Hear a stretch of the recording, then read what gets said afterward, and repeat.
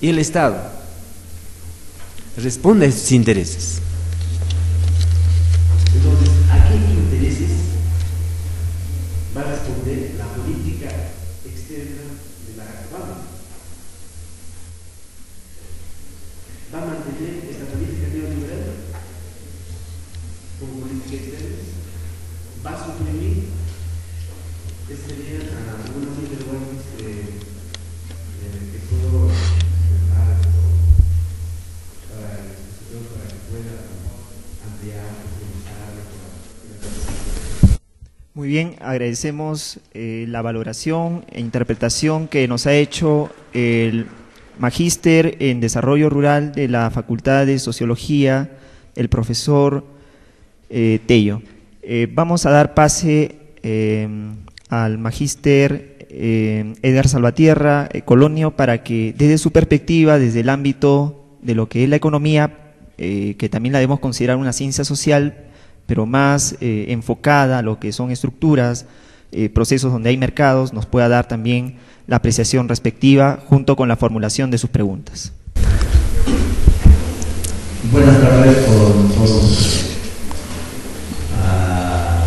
Un saludo especial al decano de la Facultad de Ciencias de la Comunicación, el magíster Gaspar Orellana Méndez, y agradezco la invitación que me hizo el licenciado Carlos González para estar presente en el panel. El expositor Óscar Segura nos dio una pincelada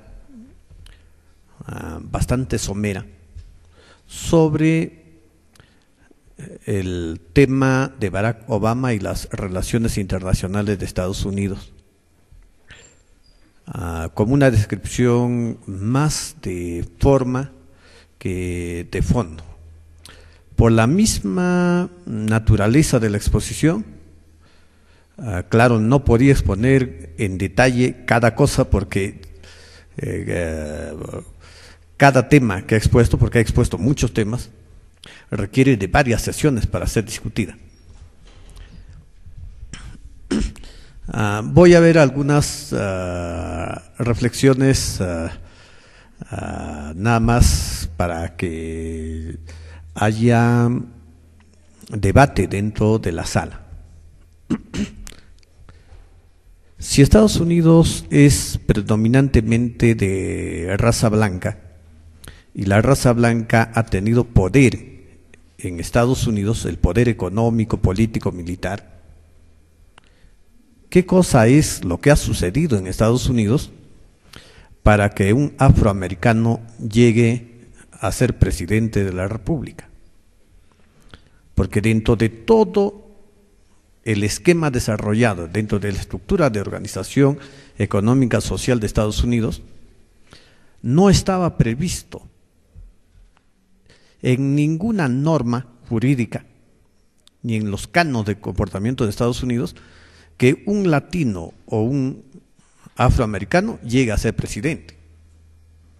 Inclusive hay una novela escrito por un autor apellidado Wayais, donde describe las circunstancias de por qué un afroamericano no podía llegar a ser presidente. ¿Qué cosa es lo que ha pasado en Estados Unidos? ¿Hay cambios culturales en Estados Unidos? ¿O simplemente hay crisis profunda en Estados Unidos? Particularmente yo creo que Estados Unidos está viviendo una crisis profunda en todo el sentido de la palabra. Y una expresión de esa crisis profunda es la crisis económica que actualmente está enfrentando. ¿Cuándo se inicia la crisis económica de Estados Unidos? La gestación de la crisis económica de Estados Unidos está cuando China decide integrarse al mercado capitalista mundial, cuando implementa las políticas a partir de la frase que dice: no importa de qué color sean los gatos con la condición que cacen ratones. En ese momento, China empieza a invadir con los bienes a todos los países del mundo. Y uno de los principales países que empieza a venderle productos es a Estados Unidos.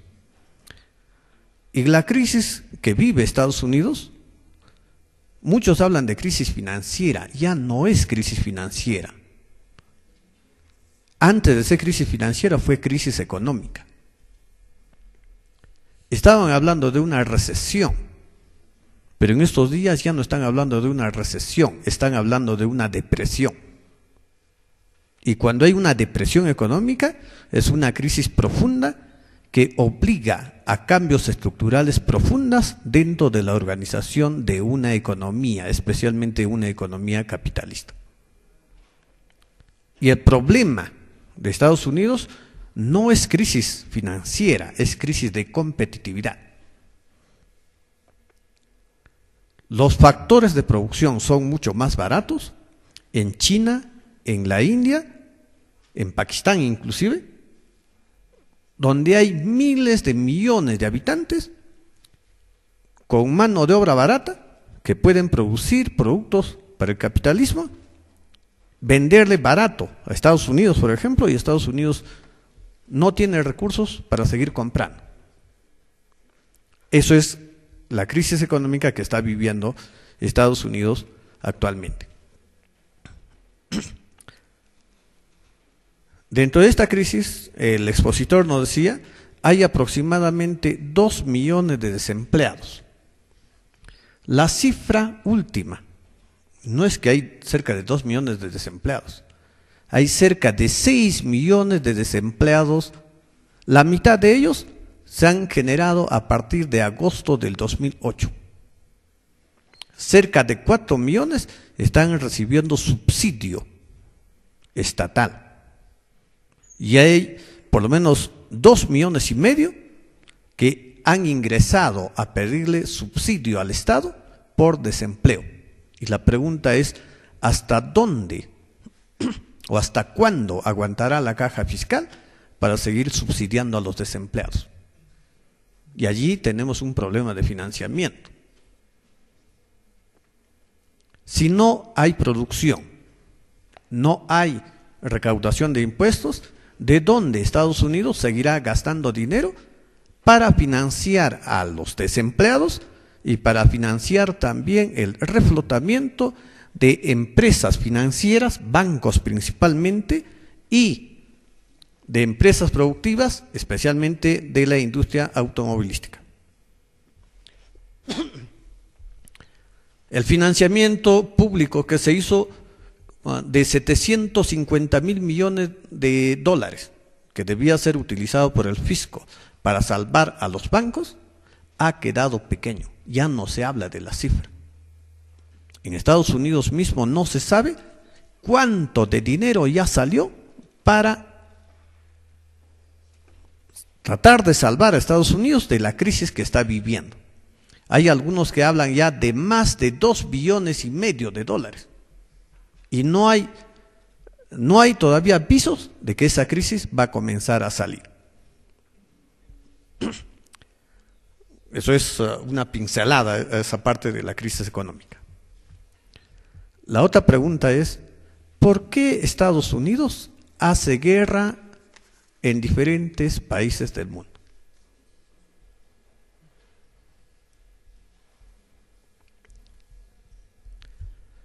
Y la otra pregunta, ¿a Estados Unidos le interesará todos los espacios del mundo? Por ejemplo, ¿le interesará Bolivia a Estados Unidos? ¿Le interesará Ecuador a Estados Unidos?